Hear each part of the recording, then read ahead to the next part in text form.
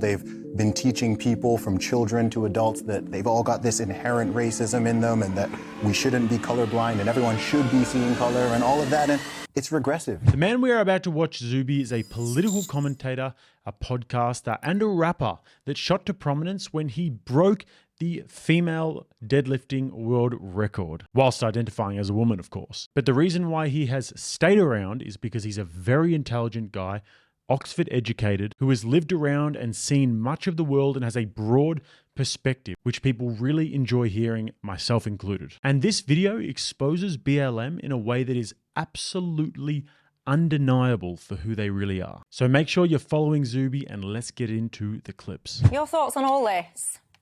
Well, I feel vindicated because 2 years ago I said that this organization was a disingenuous scam, and it has proven itself to be a disingenuous scam. Yeah. The Black Lives Matter organization, this foundation in the USA, is a grift. They have received millions upon millions of dollars, I believe over $100 million, I think just in 2020, it was close to 100 million.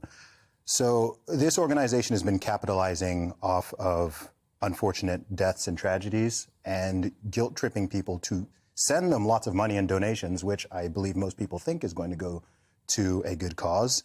And instead, they are paying themselves 6- and 7-figure salaries. They're flying around in private jets. They bought a $6 million mansion. They've got over, I think, what was it? It's written here. They have, I think, they invested $32 million in stocks in 2020 with donation money. So this is an outright scam. So when we talk about Black Lives Matter, it's important to note that this is a semantically overloaded phrase intentionally. It refers to at least 3 different things. There is the statement, the basic phrase, Black Lives Matter. Mm-hmm. Everybody agrees, every decent human being around the world, across the political spectrum, agrees that Black Lives Matter because all human lives matter and should be treated with respect and dignity. Mm-hmm. Number 2 is the organization or organizations. I think in the USA, this one we're referring to is the primary Black Lives Matter organization. And a lot of people don't know that there is an organization with founders, with people who are receiving the money. It's a nonprofit, and they've been raking it in. Guys, if you're enjoying this content and if you want to help me spread this message far and wide, then chuck a thumbs up on the video. Also, leave me a comment. You know how much I love to hear your thoughts, and subscribe to the channel. So glad to have you. Back to the clips. They've been raking in the money over the past few years. And as we've seen here, they have been spending it on enriching themselves. And it's essentially money laundering. I think what they've done here is most likely illegal. Yeah, so I have to say that they would say in their own defense that they've not done anything wrong. Well, I mean, anyone can look at these articles and these numbers here. Paid the baby father $970,000 for creative services, paid the brother the $840,000 for security. Fellow director got $2.1 million. This is all just in 1 year. Mm. But then, right? I like his use of the term semantically overloaded, and I'm definitely stealing that. And that's a perfect way to describe it, because the language that they use is remarkably deceptive and emotionally triggering. And I've said it on this channel many times that you have to be very, very careful to not be misled by the language used by the activists. They don't care about intellectual honesty like you and I do. They will happily deceive to achieve their objectives. And it's the same with terms like politically correct and social justice and playing fast and loose with phobias. And I'm glad that this is becoming a bit more mainstream, because there was a time when people were viciously persecuted for having these opinions. And I mean, they still are, but they'll have more support now. And just as an example, in June 2020, when this whole George Floyd thing was at its peak, I wrote an article called Cancel Culture, Far Left Ideology and the Brave New World. It was for an independent publication and has actually since been taken down. But what it was an article ripping into BLM and ripping into the reaction to George Floyd's death. And when I shared it on my social media, I had people coming out of the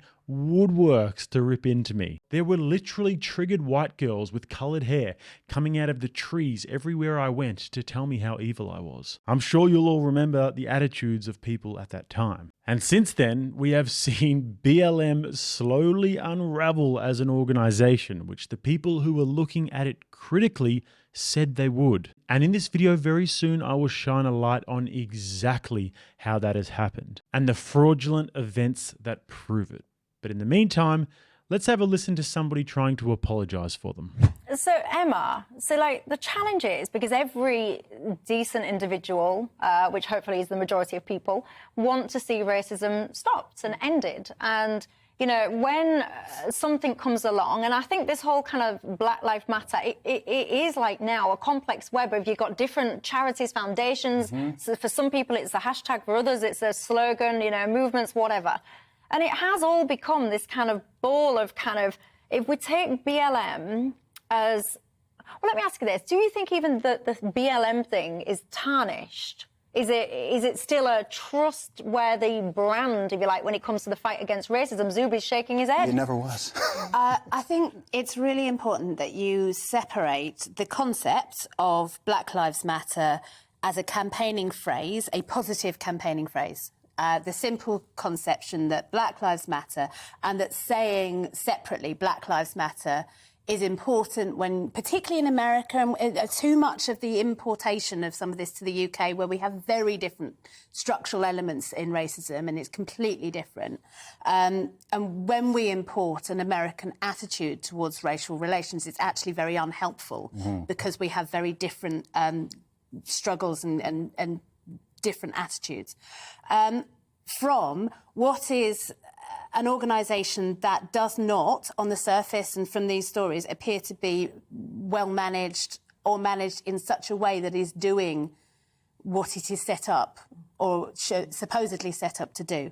I think it's really, really important that we don't lose sight of the important conception of what Black Lives Matter should be about from the organisational failures. Yeah, look, it must be embarrassing to have been so astronomically wrong about something. And now being on live TV to defend that thing that's pretty much indefensible. But please, spare us the intentions were good spiel. You see, some will make this argument. They'll say, oh, well, the intentions were good and there were just a few bad eggs. But we must not forget the original intention and what this organisation stood for. Well, actually, we know exactly what they stood for and what their goals were because they told us. Whilst they were capitalising on pathetic liberal white guilt and taking millions and millions in donations from said white guilt, they were also claiming that they wanted to disrupt the nuclear family, what do you know, and calling themselves trained Marxists.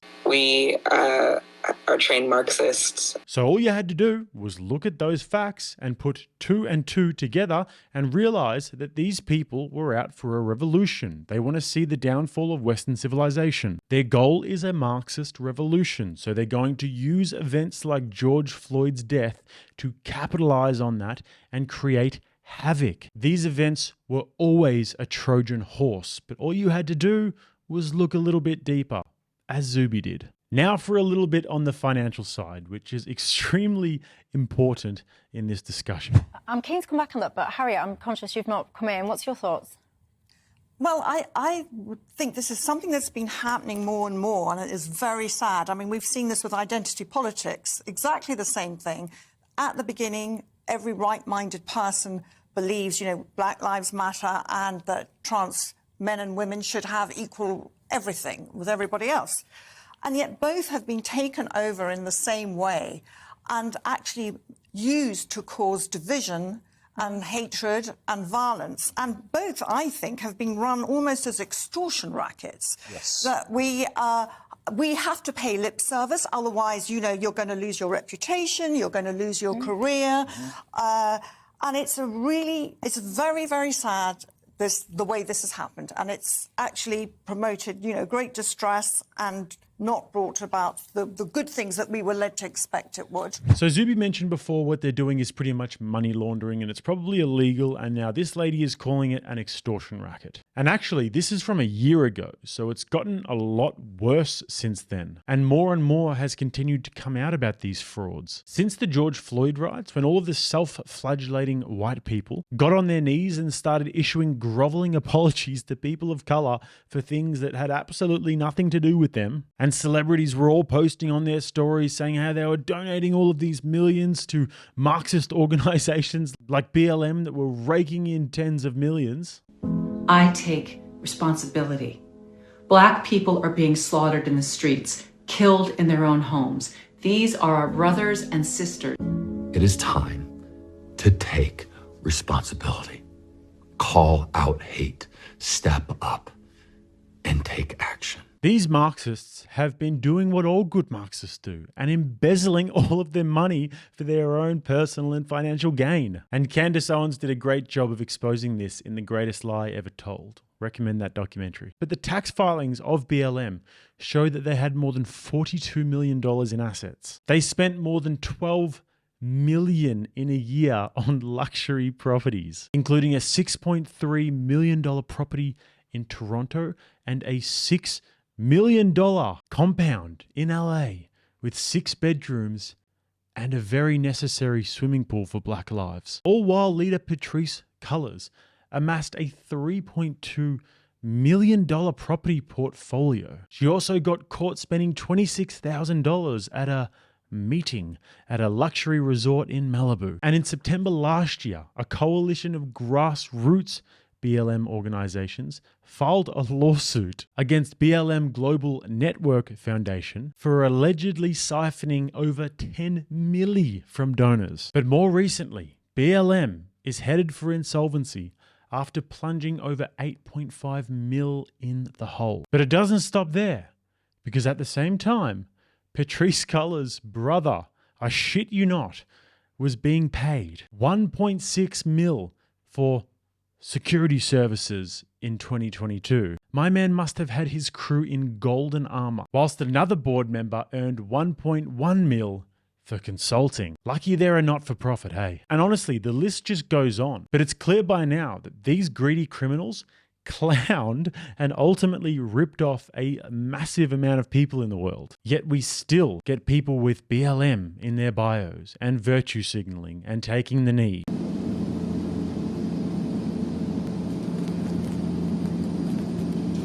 It is honestly insane at this point, but it just goes to show that you can present facts and figures until you literally go purple. But if somebody is an ideologue and possessed by the current thing, then no amount of evidence is going to bring them back to reality. Yeah, because Zuby, one of the things that I find, well, I don't like it actually, is being told, right, you, unless you take your Instagram and put a black square on this time and this day and leave it there, then you are a racist. And as for you, unless you take the knee at all your football matches, your Formula One, whatever it is, then you're a racist as well.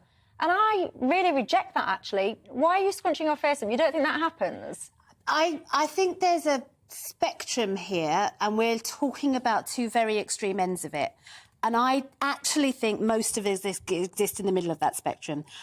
On the taking of the knee, I think it should be an individual's choice to do it. But I think when people do it, some of the criticism they face is as extreme as some of the criticism that those who criticise them for doing it face. And I don't think either of those is helpful to the ultimate aim. I think something that's... It's perfectly fair for a Premiership footballer to say, I'm going to take the knee because I feel solidarity and I feel like it's really important that I do this. And they shouldn't be penalised for that. Then other people can say, that's not my choice, and I shouldn't be penalised for that either. Yeah. Zuby? I think it's very clear, even from this conversation, and all the conversations, every time BLM comes up, is that it is divisive. It's divisive. This is stoking racial tension, not just in the UK. I mean, it's crazy it's been imported to the UK. But in the USA, it's exactly the same. You had cities on fire in 2020. There was so much tension. Multiple people got killed. Over 20 people got killed in the BLM protests and riots in 2020. So this started from one black man getting killed, and then you've got another few dozen getting killed. But Zuby, some of these organisations, they'll say to you, but Zuby, you are oppressed, and we're here to help you. I'm not oppressed. They're not there to help me, and they're not helping me. They're not helping black people in general.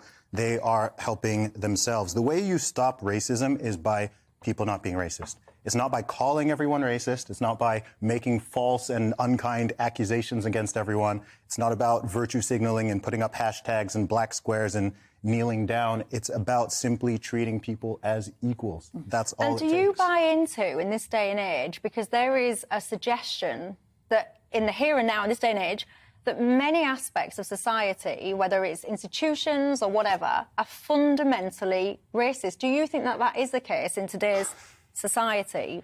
I don't think it's the case, and I don't think it's useful.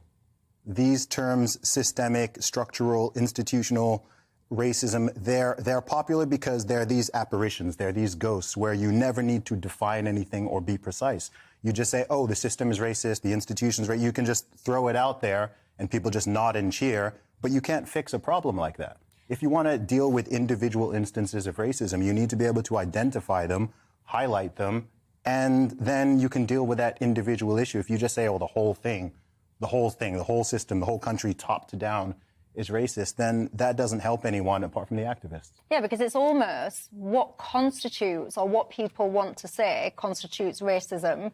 It's like the bar is getting lower or seems to be getting lower and lower. Like the example I just gave to you, a presenter going to the black person on the panel first, which I would have thought actually was a respect thing, because if anyone's likely to have a lived experience, as the phrase is, more so on this topic, it would be you rather than anyone else. The fact that I've even got to sit there for a moment, I think, oh God, should I be going to you first or shouldn't I be going to that first? See, and this shows what this has all done, because I imagine a few years ago, that wouldn't even have crossed your mind. I would have come to you out of a respect right? thing. It wouldn't have crossed your mind, but they've created this whole context where people don't even know what they can do. They feel uncomfortable. They've been teaching people from children to adults that they've all got this inherent racism in them and that we shouldn't be colorblind and everyone should be seeing color and all of that. And it's regressive. It's not progressive at all. It's moving people backwards. Absolutely nailed it. And he just gave the perfect summary there. And this is why I like Zuby, because every time I hear him speak, he gives very concise, unemotional and measured answers that anybody can understand to very difficult questions, which is not an easy skill and something that I appreciate greatly. And one of the things that I find remarkable these days is how people are so remarkably trapped in this mass formation that no matter what, they'll just go along with the narrative. It always blows my mind that people just don't ask a few more questions. It's almost like the questions put them out of their own comfort zone or safety zone. They want to stay in that little safety zone no matter what. But the questions need to be asked,